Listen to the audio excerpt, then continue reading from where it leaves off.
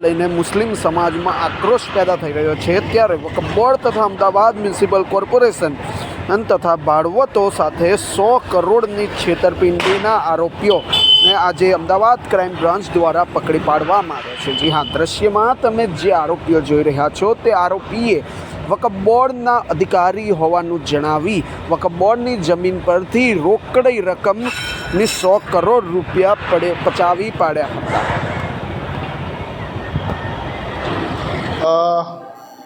અત્યારે જે વકફ બોર્ડના જે એનો કાયદો છે એનો કેવી રીતના મિસયુઝ થાય, સમાજના જે એટલે કે મુસ્લિમ સમાજના ટ્રસ્ટના ભાગરૂપે જે ટ્રસ્ટના પૈસા લોકોની સેવા માટે ઉપયોગમાં થવાના હતા એ પૈસાનો મિસયુઝ કેવી રીતના થયો છે એ અનુસંધાનમાં એક FIR અત્રે કરવામાં આવી છે। એમાં કુલ 5 આરોપી છે। સલીમ ખાન, જુમ્મા ખાન પઠાણ, મોહમ્મદ યાસર શેખ, મહેમૂદ પઠાણ, ફેઝ મોહમ્મદ સોબદાર અને સાહિબ શેખ। આ કુલ 5 જે આરોપીઓ છે તેમના વિરુદ્ધમાં ફરિયાદ એવી છે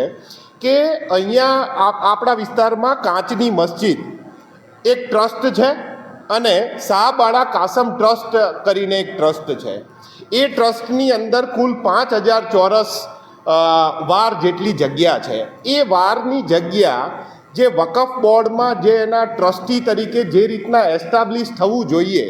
જે એનો વકફ સુધારા અધિનિયમ 2013 અને એની પહેલાંના જે વકફ નિયમમાં જે ટ્રસ્ટી તરીકે આ બંને જે ટ્રસ્ટ છે એના ટ્રસ્ટી તરીકે જે હોવું જોઈએ એ ટ્રસ્ટી ન હોવા છતાં આ જે ટ્રસ્ટની મિલકત છે એ મિલકતની અંદર 100 જેટલા મકાનો બનાવી અને એ મકાન બનાવી અને એમનું ભાડા એમના પર્સનલ યુઝ માટે કરી અને આ એક આખું કૌભાંડ કરે છે ને એ અનુસંધાનમાં ફરિયાદ દાખલ કરે છે। આ ફરિયાદ દાખલ થઈ છે અમારા પોલીસ સ્ટેશનમાં। એમાં ટ્રસ્ટી નિમણૂક માટે એમણે એક સોગંદનામું કરવાનું રહે છે, જેમાં સલીમ ખાન પઠાણે પોતે ગુનેગાર નથી એક એવું સોગંદનામું પણ આપેલું છે, એટલે એ ખોટું સોગંદનામું કરેલ છે। ઉપરાંત જે મસ્જિદની જમીન છે એ મસ્જિદની જમીનોમાં 100 જેટલા મકાનો બનાવી પોતે કન્સ્ટ્રક્શન લાઇન જેવું સોદાગર કન્સ્ટ્રક્શન કંપની પોતાની ચાલે છે, એના અંતર્ગત તેઓએ એના ભાડા કુલ એના લીધેલા છે પર્સનલ યુઝ માટે। જે ટ્રસ્ટનું જે એકાઉન્ટ છે, જે બંને ટ્રસ્ટના એકાઉન્ટ છે એ એકાઉન્ટમાં જે એમણે આટલા વર્ષ દરમિયાન એટલે 2005થી લઈ શરૂ કરી 2025 સુધી જે એમની આવક છે ટ્રસ્ટની આવક એ એમના ટ્રસ્ટના એકાઉન્ટમાં જે જમા કરાવવાની હતી એમણે પોતે જમા કરાવેલી નથી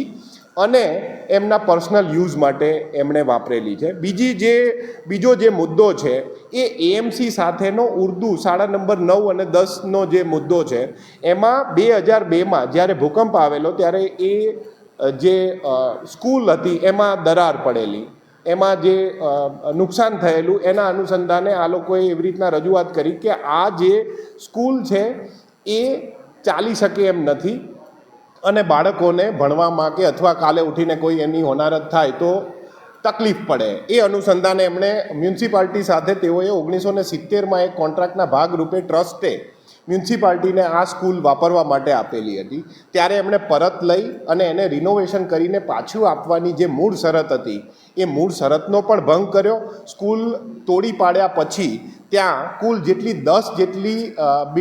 દુકાનો બનાવી અને એમાં એક એમણે પોતાના સોદાગર કન્સ્ટ્રક્શન કંપનીના નામે રાખી અને 9 દુકાનો